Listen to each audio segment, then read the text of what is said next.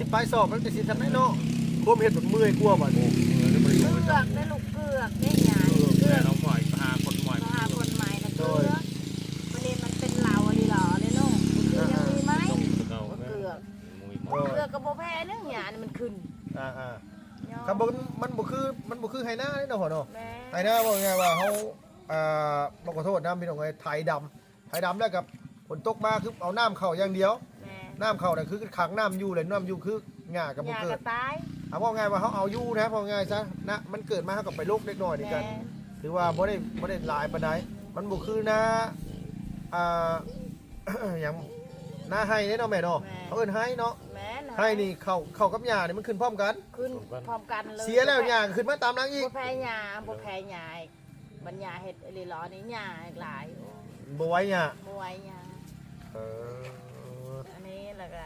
เป็นว่าเพิ่นเห็ดให้นาจ้าถูกอะไรหรอได้ถูกไปช้ สาธุยกมือทำท่วมหัวเพิ่นเนาะ ำโดยช้าถูกยกลมแล้วแหละอยากได้อลินาหัน โดย ไปช้ำมันเชียร์หยาหัน แต่ว่าบ่รู้ว่าลูกสาวเจ้าสิอยากได้นำบ่ได้ตัวนี้ก็ได้คันทุนว่าเด็กน้อยเขาอยากได้ของน้ำกันเสียเขาขุดของน้ำให้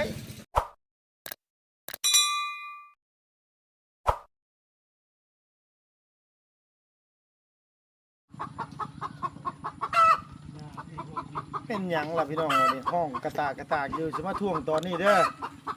ให้ทางกันว่าเฒ่าพ่อแล้วจับต้มได้เฮ้ยสิมาจังไรแท้คือโอ้ยบ่ได้เข้ามาแต่เหิงมาท่วงกันคือซะล่ะบ่เป็นหยังหรอกพี่น้องเอ้ยเนาะไก่เพิ่นตกใจเพิ่นตื่นเอ้าในรายการมาฮอดจดถึงเป็นที่เรียบร้อยพี่น้องเอ้ยเมื่อกี้นึกแวะเข้าไปหาทางไอ้อาบมีเวียกกับไอ้อาบแน่นิดนึงพอดีว่าผมมอบสินน้ำใจให้ทั้งอ้ายเล่าก็เลยแวะมาทางเฮือนอีหลาก่อนหรือว่าเฮือนน้องติ๊กเฮานี่แหละเดี๋ยวเราบ่ได้มาแต่เหิงเลยตั้งแต่ยามฝนพุ่นนี่สิเบิดฝนแหละหน้าหนาวสิเข้ามาแล้วพี่น้องเนาะเป็นไงก็กราบสบายดีและสวัสดีเด้อพ่อแม่พี่น้องสุขุสุคนระหว่างในและก็ต่างประเทศพี่น้องเอ้ยที่เข้ามารับมาชมช่องลุงเฮิมชาแนลคือเก่าคือเดิมเปิดคลิปมาพบพ่อกันมื้อนี้กันนี่แหละนะพี่เนาะอยู่ข้างหลังอันว่าเพื่อนน้องพรมาพี่มาทีละมาไกลพวกไกลตื่นไอ้เท่าแม่อันว่าต้มจะไปยังมันเลี้ยวจะไปยังงุ้มนะแม่เนาะเอาสบายเลยให้ลูกสาวไปใช้บ่นี่น่ะ ไปพลาดพลาดนี่แหละ ไปพาราน แม่ ความท โดยพ่อมานี่เนี่ยมีเรื่องบ่น้ำนี่โดยสวัสดีมาพี่มายืนอยู่ข้างๆแม่พี่บัดนี้พอดีว่ามีเรื่องจะถามนี่จับดีๆได้ล่ะเด้อมันเต้นอยู่บ่ล่ะได้อยู่หรอวะ ำไล่มา ได้เนาะมานั่งพี่แม่มาอันน้ำมันนับพี่มาพี่เจ้าให้ทุกพ่อมานั่งพี่เดี๋ยวแม่นั่งคุณก็ได้มาเอาบ่ได้เห็นตึงเลยเฮ้ยเห็นคักอยู่บ่ล่ะ เลย เห็นคักอยู่เนาะเอาเบาถึงชั้นจังสี่เนาะเบาถึงมา เดี๋ยว งบประมาณทางเขาว่า ไท สิ ยไทย อีเชนในไทยเนี่ย อันงบประมาณเขาว่าสิเฮ็ดห้องน้ำห้องในให้ตอนนั้นเนาะ โน่น บัดทีนี้เนี่ยมันถนนหนทางมันเอาเข้าเฮทรายมาบ่ได้พี่น้องเอ้ยก็เลยซ่าแน่แล้วทีนี้เนี่ยมันเสียเวลาระหว่างเขาให้เจ้าเลือกระหว่างเอาห้องน้ำกับมาให้เอาไปรุดหน้าให้ชุเจ้าจะได้ตัวใด แม่มันมักนา ฮะ มักนาและแหงอึดข่าวนี่รู้ อยากให้ไปแปลงหน้าให้ โดยมันบุคุ้มกินอะไรปีนี้ก็ได้5ชอบ ได้5ชอบ โดยของตายลี อันที่ไปเฮ็ดเบัดปีได้พ่อ5ชอบ 5ชอบลูกเอ้ยหันขึ้นเบิ้งพอดีข้าวปลูกคิดว่าได้บ่แม่นี่บ่ โอ้ยพี่น้ ห้ อ อง ง เนี่ย น้ำแม่เฮาดังในชายก็ได้ลูกเอ้ย บอกไงว่าห้องน้ำไปคุดคุ้มอยู่ใส่แล้วก็แล้ว แม่นข้าวหันแม่นี่ทุกแหงไหน โดยมันบ่ได้ตัวนั้น บ่ เนาะ ได้อันนี้รอคันว่า พ่อได้ถ้าพ่ออยากให้เขาไปแปลงหน้าให้บ่ โดย บ่แบบใจจริงเจ้าเลยนะใจเจ้าแบบว่าอยากได้บ่แบบว่าเอาเฮ็ด ได้เลยเย็นหน้าแล้ว ไปไทยเป็นให้ไปเนาะพ่อเนาะ โอ้ยคันว่า เพราะว่าเงินนี่40,000 บาทนี่ก็สิได้หลายเติบได้พี่น้องเอ้ย โอ้ย เฮ็ดเป็นให้ใหญ่ๆเลยให้มันเพียงเลยนี่ให้ละ10,000 20,000นี่คันเฮ็ดเนาะให้เดี๋ยว20,000มันก็ได้ สองให้บุกใหญ่เลยนี่ลำ4 มื้อ 5 มื้อกับวิทย์ดิบ่ง่าย จะถูกแล้วคันเพิ่นดดให้นาโอ้ยบุญคุณแล้ว บ่เขาสิถามนะเพราะว่าหยังเพราะว่าบางเทื่ออะไรก็ด้วยความแบบว่ามันซักซ่าเรื่องของน้ำของนายนี่เพื่อว่าสิถนนหนทางเพื่อมันแห้งอีกนี่เนาะมันก็โดนอีกนะว่าถึงว่าขอโทษน้ำพี่น้องเลย ยามันโดนกับแม่โบเต้ บัดที่นี่บัดทางอันว่าลุงเห็นคอมเมนต์เพิ่นเข้ามาว่าโอ้ยบ่แม่นว่าลุงเอาเงินน้องไปกินเบิดบ่รักษาเท่าชีวิตเงินคนอื่นแห้งรักษาไว้ยังดีพี่น้องเอ้ยบ่ง่ายๆซะแบบว่าเฮาก็บ่กล้าบี้กล้าแบ่งแบบว่าสิออกมาใช้เอามาใช้เฮาก็ใช้คืนคือเก่าเพราะว่าเฮาบ่แม่นเงินเฮาเด้แต่ทั้งนี้ทั้งนั้นบัดทางลุงเห็นในคลิปลุงหนวดว่าน้องพรว่าในใจนี่บ่อยากได้ปานใดในห้องน้ำอยากได้อันว่าเอาไปแปลงหน้าแม่นไปช้ำทุกหนึงเฮ็ดให้ชวน ไปแปลงหน้าให้มันเป็นไห้เนาะพ่อเนาะ แม่นตัวนั้นก็ไม่พอใจน้ำ โดยมันเป็นไห้หรือว่า2ไห้3ไห้ก็ยามัน ยามันเป็น ก็ได้ว่าเวลาอันฝนตกมาในน้ำอยู่น้ำอ่างรุดโกนๆเนี่ยเนาะพ่อเนาะเอามันโกนๆคันใหญ่ๆเนี่ยเนาะว่าง่ายว่าตัวนั้นน่ะไทยเนี่ยก็ลำให้ลำหน้าเนี่ยพี่น้องเลยเอาปุ้นเอาปุยไปใส่มันอาจจะสิได้5 สอบอาจจะเป็น15 สอบก็มีหรือว่า20 สอบก็ได้แล้วนี่นะมันก็มั่นคงอีกว่าง่ายๆซะแม่มันใจคลองที่ได้กินคันว่าเฮ็ดชวนนี่ตลอดปีก็บ่แพ้น้ำยานี่จนเฮ็ดจะตายก็บ่ได้ลีลูกหญ้าน้ำนไว้เนาะยามลีกาหญ้ายุบหญ้ามิกาหญ้าอันเป็นน้ำน่ะแม่นหญ้าบาดมือโอ้ยใจเลยบ่คลองได้กินเนาะโดยนี่แหละอันนี้เฮาก็ว่าง่ายก็คือมาถามเฉพาะก็เฒ่าแม่ก่อนนะพี่น้องเอ้ยว่าระหว่างเฮ็ดห้องน้ำกับอันให้ลุงไปจ้างรถแท็กเตอร์ไปไถเป็นปั๊บเป็นไฮนาเป็นไฮเป็นสวนเรียบร้อยนี่สิเอาตัวใดถ้าพ่อทำแม่แล้วนี่อยากเอาเป็นไฮนาดีกว่านะพ่อเนาะคือห้องน้ำนี่คือเขาใช้ชีวิตแบบนี้อยู่แล้วมันบ่ได้ยากปานใดตัวนี้ว่าง่ายทายอะไรก็วิทย์เนาะตัวนี้เนาะตัวนั้นนี่คือมันจำเป็นตัวนี้ประจำเป็นนาลีประจำเฮ็ดสวนอันนี้ต้องถามน้องอีกทั้ง2 คนอีกเพราะเพิ่นไปบุญก่อนน้องบ่ทันได้มามีแต่บื้ออื่นลุงสิเข้ามาคันว่าน้องมาพร้อมสีดุดให้ดุดหน้าเลยเฮาสิไปคุยกับอ้ายฮักเฮาผู้เพิ่นส่งเงินเข้ามาที่เฮาถือเงินอยู่ปัจจุบันนี่แหละให้เปลี่ยนจากห้องน้ำนะไปปรับหน้าให้น้องเพิ่นได้บ่มันจังมั่นคงเพราะว่าพี่น้องก็คือสิเห็นว่าทางชุมลุงไปให้น้ำทะพอทะแม่ตอนนั้นเนาะพ่อเนาะมันก็คือให้หน้ามันบ่มีนะพี่น้องมีแต่ว่าเพิ่นนำเข้าเป็นลุมไปแต่ละปีซื่อแล้วมันหญ้าขึ้นแล้วก็ท่วมเข้าแล้วก็บ่ได้นะพ่อเนาะถึงว่าเขาเฮ็ดดีปานใดมันก็บ่ได้คือหน้าในพี่น้องเอ้ยอันนั้นมันปรับเป็นให้หน้าได้บ่พ่อได้เฮาว่าเนาะมันปรับไปโทนนี่อย่างเฮาให้เพิ่นต่ำลงเบิดเลยให้มันเพียงให้มันนี่ไปเลยนะพี่น้องบ่ให้มันมีหม่องรุบหม่องสูงนะแบบว่าให้เพิ่นปรับซ้ำกันไปเลยเฮาก็ไปเฮาติเอาได้ว่าง่ายๆซะตกลงราคาว่าเฮาต้องถามเพิ่นว่าเฮาติได้บ่คันว่าเฮาหม่องใดเฮามันบ่คักในใจเฮาก็ติเอาเฮาก็บ่เอามีแต่ว่าไปเบิ่งน้ำกันถ่ายทำให้พี่น้องเบิ่งน้ำกันเลยนะครับมื้อนั้นน่ะนะมีแต่ว่าทั้งนี้ทั้งนั้นก็คือหลักๆเลยก็คืออยากให้อันว่าทางครอบครัวของน้องพรของพวกพ่อทำแม่เราอย่างนี้น้อยก็ให้มันได้หลายกว่านี้แน่จาก5 สอบเป็น10 สอบ20 สอบ25 สอบปีแรกมันก็สิบ่ได้ปานใดหรอกพี่น้องแต่ว่าปีต่อไปถัดไปแล้วมันก็สิงามขึ้นเอาล่ะเพราะว่าเฮารุดใหม่มันก็บ่งามปานใดก็ธรรมดาอันนี้ก็อยากให้พี่น้องพิจารณาซอยกันคอมเมนต์เข้ามาเบิ่งน้ำกันนะพี่น้องแบบว่าอยากให้ลุงปรับหน้าให้น้องเพิ่นบ่ปรับที่ปรับทางให้เป็นสวนให้มันงามนะพ่อเนาะโดยที่แบบว่าเฮาบ่ต้องกังวลน้ำหญ้าน้ำตองฝนตกมาน้ำขังน้ำอยู่เลยก็คือน้ำเข้าใส่หันเลยบ่น้ำก็นั่นแหละเอารถไถไปไถดำเมานะพ่อเนาะเอาน้ำมันใส่ให้พ่อน้องพันไปไถให้ก็ได้เพราะว่ามันบ่ได้หลายปานใดกับน้องเพิ่นก็เพื่อนถ้าพ่อถ้าแม่แล้วก็หลายคนเฮ็ดมื้อเดียวก็แล้วนะง่ายๆซะกันสมมุติว่ามื้อละให้นี่มันบ่ยากปานใดพี่น้องเนาะยากน้ำบ่มีนานี่แหละลูกเอ้ยยากน้ำในนี่เนาะแม่เนาะคันฝนตกคันเฮาเป็นในนาอยู่บ่พอน้ำจังว่าอยู่เนาะเฮาว่าอยู่เอาทั้งฟังทั้งอันลุ่มพุ่นเนาะฟังทั้งลุ่มพุ่นจัก2ให้ทั้งมีจัก2ให้ก็โอเคเลยล่ะพี่น้องเอ้ยว่าง่ายซะเอาง่ายก็คืออยากมาถามให้แน่ใจโอ้ยนั่นอยากให้แน่ใจแล้วก็อยากให้พี่น้องคอมเมนต์มาซอยกันน้ำแน่ว่า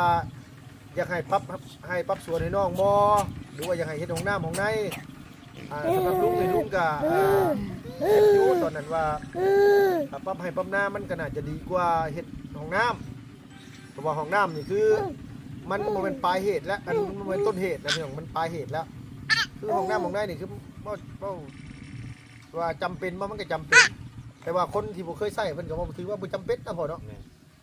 ว่าง่ายผู้เพิ่นเคยไปอยู่ป่าอยู่ดอนซะว่าง่ายซะอาบน้ำอาบในเพิ่นก็อาบแบบนี้สินเคียนก็อาบแล้วเลยเนาะพ่อเนาะมันบ่ได้ยากนะพี่น้องเอ้ยบ่ขอโทษบ้านเฮามันธรรมชาติมาแต่ปู่แต่ย่าแต่กุ๊กแต่กู้แหละบ่ได้แม่นอยู่ในเมืองในนามันอยู่บ้านนอกอะไรนะเรื่องปรับให้ปรับหน้านี่น่าจะสำคัญกว่า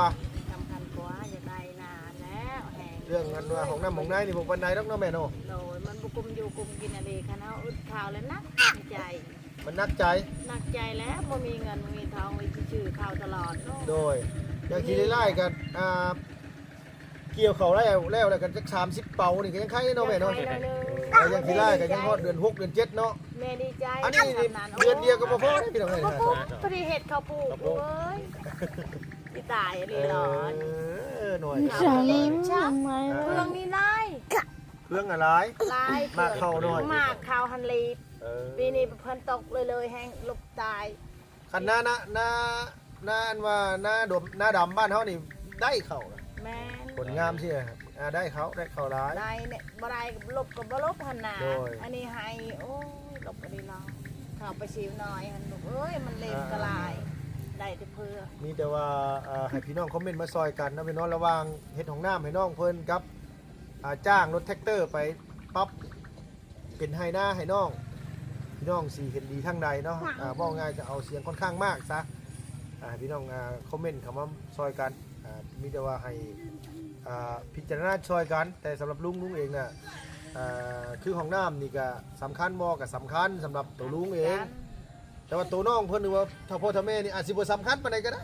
แม่นบ่พ่อเนาะ ประชามเห็ดชวนประชามเชียร์ยาลูกเอ้ยขออยากได้ เนี่ย ให้ บ่ ห ไหว นานี่ มันบ่ไหวเนี่ย บ่ไหวหยานี่บ่ของกุมกินแม่นบ่ โดย มันบ่กุมกินอันนี้ล้อลูกเอ้ยปีใดก็ทุกข์คือเก่าแล้วเฮาบ่มีหนา โดย เฮ็ดจนหลังรู้ ว่าง่ายว่า ชอบชา คันเฮ็ดเบิดเลยหั่นก็ได้ประมาณ10ปลายบ่ ได้ ได้ 10ปลายสอบมันจะสิทำได้เนาะควมเฮ็ดแบบเมื่อยกลัวบ่นี่ เกือกได้ลูกเกือกได้หยาเกื แม่ อก น้องหมอยหาคนหมอย มาหาคนใหม่นะเกือกวันนี้มันเป็นเหล่าอันนี้หรอเลยเนาะคือยังมีไหม เก่า เกือก มุ้ย เกือกกับบ่แพ้เรื่องหยานี่มันขึ้น ครับมันบ่คือไหหน้าเนาะพ่อเนาะ แม่ ไหหน้าว่าง่ายว่าเฮาบ่ขอโทษนะพี่น้องเอ้ยไถดำแล้วกับฝนตกมาคือเอาน้ำเข้าอย่างเดียว แม่ น้ำเข้าน่ะคือขังน้ำอยู่เลยน้ำอยู่คือหญ้ากับ ห บ่ ยา เกิ ก็ ด ตาย ว่าไงว่าเขาเอาอยู่นะพอไงซะนะมันเกิดมาเขากับไปโรคเล็กน้อยนี่กันถือว่าบ่ได้หลายปานใดมันบ่คือนะอย่างหน้าให้เนาะแม่เนาะเขาเอิ้นให้เนาะ แม่น ให้นี่เข้ากับหญ้านี่มันขึ้นพร้อมกัน ขึ้นพร้อมกันเลย เสียแล้วหญ้าขึ้นมาตามหลังอีก บ่แพ้หยาบ่แพ้หยาอีกบัญญาเฮ็ดอหลีหลอนี่หยาอีกหลาย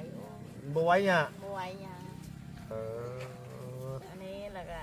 เพิ่นว่าเพิ่นเฮ็ดให้นาจ้าถูกอหลีหลอได้ลูกเอ้ยประชับ สาธุยกมือทำชมหัวเพิ่นเนาะ โดยช้าถูกยกนกแล้วแหละอยากได้อหลีนาหั่น โดย ประชับมันเชียร์หยาหั่น แต่ว่าบ่รู้ว่าลูกสาวเจ้าสิอยากได้นำบ่ได้ตัวนี้ก็ได้คันทุนว่าเด็กน้อยเขาอยากได้ของน้ำกันเสียเขาขุดของน้ำให้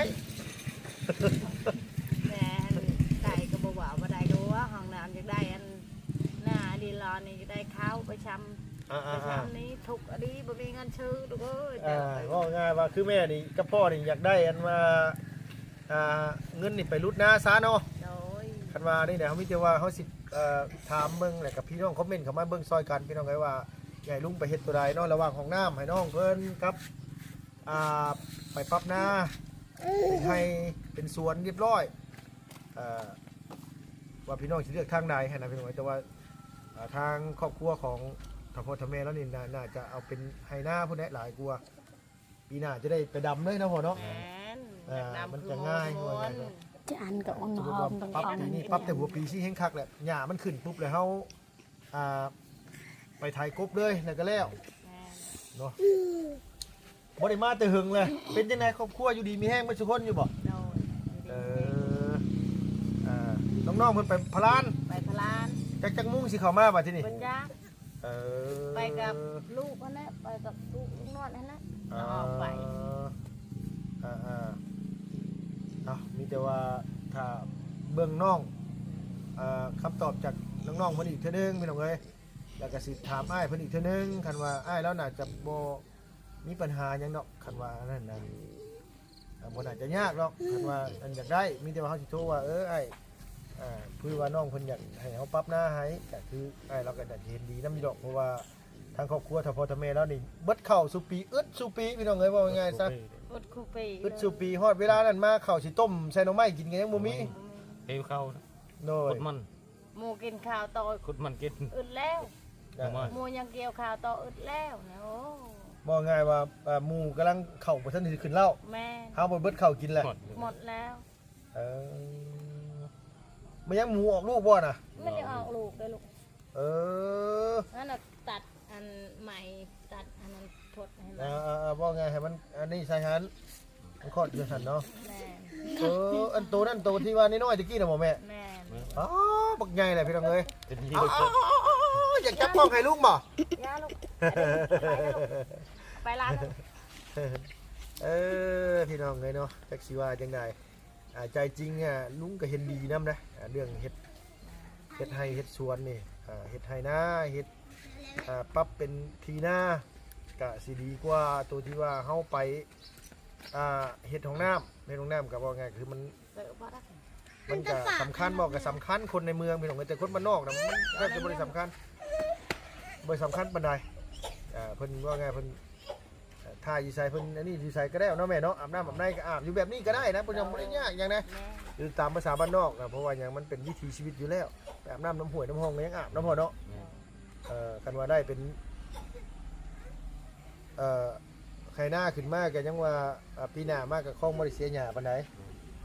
ขอกินข้าวว่าไปสิจ้ะขอจะกินข้าวนำคือบ้านเมือง เพราะง่ายว่ากันรุดหน้านี่ซ้ำขอกินข้าวซะเนาะ แม่ ข ขอกินข้าว ได้เพิ่มมา10 สอบ20 สอบก็ยังดีเนาะแม่เนาะ ดีใจแล้ว แต่ว่าแต่ละปีเฮาบ่ได้เสียหญ้า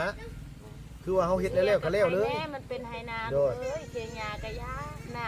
ำท่วมมันยาแล้วมันยาใต้เขาเป็น โดย ยังใครแน่นะ เพราะว่าหน้าที่เฮาไปหาหน่อไม้อันกับน้องพรตอนนั้นก็หน้ากระเจ้ากับหน้าโคกคือกันเนาะแต่ว่ากระเจ้าเฮ็ดเป็นไหหน้ามันก็มีได้เขาเนาะ ยังได้เขา หน้าก็หน้าสูงกว่าหน้าไอ้แม่อีกเนาะ หน้าไก่แม่อันกะคนกะนู่นก็ยังพอได้กิน พวกก่อนไปชุ่มก็นั่นแหละกระโดดลงกับหลังเลยสิ ชุ่ม หา ยังได้ เขา เขา หายก็ยังเข่า ยังเขาเป็น อ่า ยังพอได้เกี่ยวโอ้โหบ่แพ้ให้นะ ก็ให้หน้าแหละ เราปีนดินดิ โดยปรับดินครับปรับดินเจือปรับให้มันงามอ่ะนะ แม่น โดย ขอโทษงานหมด แต่ว่ามีแต่ว่าตามนั่นแหละคันเจ็บเจ็บใหญ่ขึ้นเห็นคือแม่เนาะ โอ้ เอ้ยพี่น้องเอ้ย ดี มีแต่ว่าตามนั่นแหละเนาะแม่เนาะกันว่านี่เนี่ยเฮาสิคุยกับอ้ายเฮามื้อแรงเด้อ น้อยลูก กันว่านี่ก็มีแต่ว่าสิถามน้องพรอีกเทื่อนึงพี่น้องเอ้ยแล้วก็คือเจตนาของทางครอบครัวเพิ่นน่ะเพิ่นอยากให้ทางอันว่าลุงนี่ปรับเป็นที่เป็นไห้หน้าให้เราซะมันจังพอได้ข้าวได้น้ำกินซะ ลู ห้อก งน้ำของนายนี่พ ลู อก ก็ว่าวแล้วว่าแม่เอ้ยว่าให้อายปรับให้นาดีกว่าเนาะเฮ็ดห้องน้ำนี่เฮาบ่มีนากิน เฮ็ดโจรนี่เฮาบ่แพ้หญ้าแม่เอ้ยสิปีนปีนให้เพิ่นลดให้เพิ่น โดยนี่แต่ว่าบื้ออื่นเฮาสิถามน้องเพิ่นอีกเทื่อนึง โดย เห็นว่าน้องว่าเฮาอยากได้เฮือนครัวห้องน้ำนี่ก็อาจจะว่าทั้งเฮ็ดเฮือนครัวทั้งเฮ็ดห้องน้ำน่ะเฮาว่างบประมาณบ่พอ แม่ มันยังบ่พอได้แต่ห้องน้ำหั่นแหละคันสิได้ก็ได้ได้แต่ห้องน้ำก็ได้แต่หมองขี่บ่งเหี่ยวแล้วก็ขอโทษนํพี่น้องเอ้ย แม่นข้าวอึดคือเก่า โดยเข้าบ่อึดคือเก่าวันนี่ โอ้มันบ่คือเก่าอันใด ทำได้เป็นไหหน้าจักซี่ให้นี่ก็ให้น้ำมือนี่ก็ซี่ให้นี่ก็ ดีใจ โอ้พี่น้องเนาะให้นะฮะ6 ล้านนี่ก็บ่ได้น้อยได้พี่น้องเอ้ยเนาะพ่อเนาะให้นะฮะ6 ล้านให้ละอันนี้นี่เงิน 40,000 กว่าบาทนี่ก็เงินตกอยู่20 กว่าล้านเพิ่นปรับเบิด20 กว่าล้านทางกระโท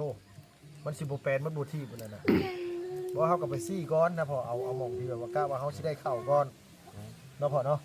ไปเบิ่งนํกันได้แชร์เพิ่นปรับหม่องใดแลนด์จุ๊เจ้าอยู่หม่องใด บ่แม่นว่าปรับไปปรับมาน่ะแดนบ่ถึกอีกปรับหน้าคนอื่นก็บ่แห้งอยู่แล้ว มาถึกแล้ เออ ว อยู่เนาะ แดนแม่เองนั่นแหละ ฮู้อยู่เนาะแดนน่ะเนาะ โอ้ ปรับบ่ง่ายว่าเฮาปรับให้มันคันมันน่ะให้มันตกแดนกันพอดีเลยนะแต่ละคันแต่ละให้เนาะพ่อเนาะ โดย ทางพี่ก็มันอันนี้ไปเลยมีแต่ว่าตามนั่นเลยนะพ่อเนาะเดี๋ยวมื้ออื่นสิเห็นว่าถามเมืองน้องพ่อนี่พ่อเพิ่นไปเที่ยวพารานเมื่อซั่นว่าไปอันว่า คนหาซื้อหยังมุมากินหั่นน่ะออกไปเถิงเลยพ่อ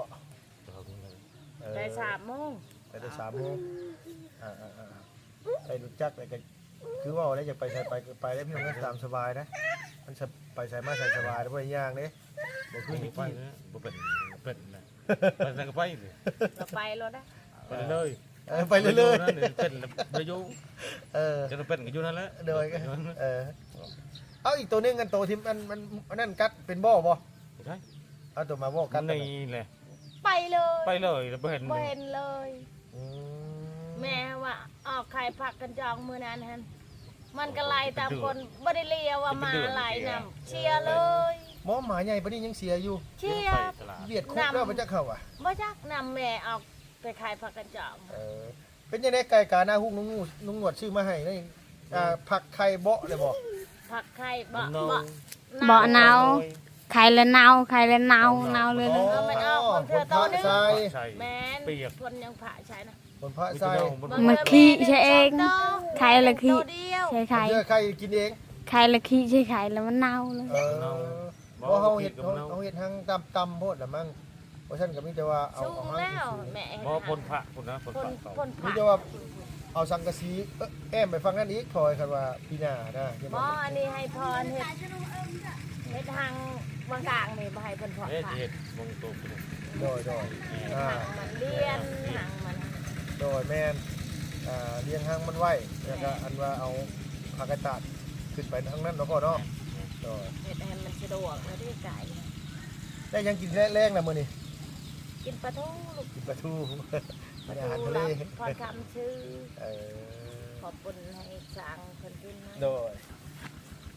มีแต่ว่าสำหรับคลิปนี้กันนี่แหละพี่น้องๆมาถามความรู้สึกความอยากได้ซะว่าง่ายซะว่าระหว่างห้องน้ำกับให้ลุงปรับที่ปรับทางให้นะเพิ่นสิเอาตัวใดเพราะว่าหน้าฤดูกาลนี่ก็มันเบิดแล้วอันที่ว่าปลายฝนต้นหนาวเลยเพิ่นเริ่มออกรุดให้รุดนาคนได้เนาะพ่อเนาะยามนี่เนาะคันยามฝนก็เจ้าก็บ่เฮ็ดให้เฮาอีกได้พี่น้องเอ้ยคือยามนี่ราคาก็ค่อนข้างสิย่อมเยาอีกแน่แล้วก็ราคาก็บ่แพงปานใดคันว่าให้มันถึกๆนี่ก็ต้องให้มันช่วงนี้แหละเนาะพ่อเนาะช่วงนี้แหละคันว่าเขากลมันกลอย่างเรียบร้อยเบิดแล้วน่ะงานเขาเจ้าหลายเขาเจ้าจะว่าแพงแน่ช่วงนั้นน่ะงานเขาเจ้าบ่มีนี่เฮาให้ประเทศให้กันจะได้ดีกว่าเอาจังได๋ก็ขอบคุณในไลน์พี่น้องเนาะพิจารณาซอยกันคอมเมนต์เข้ามาเบิ่งในเด้อพี่น้องเด้อว่าสิให้ สบายดี โดยให้พ่อกับทำแม่แล้วได้สวนบ่ได้หน้าบ่หรือว่าเอาแต่ห้องน้ำไม่ขี้เยี่ยวก็พอให้พี่น้องคอมเมนต์มาซอยกันเนาะพี่น้องเอาสำหรับคลิปนี้ไปเด้อพี่น้องเด้อจังได๋ก็สบายดีเด้อพี่น้องเด้อเอาเนาะโดย